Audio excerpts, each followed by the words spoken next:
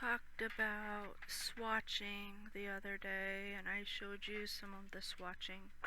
that I did. If you are intermediate or advanced and you don't want to use the swatching apps that are available to you on either your phone or tablet, what you can do, even for ones that are in assisted living, this is probably a good idea for people. If you buy your own color pencils, what I did was you can either cut your pieces of paper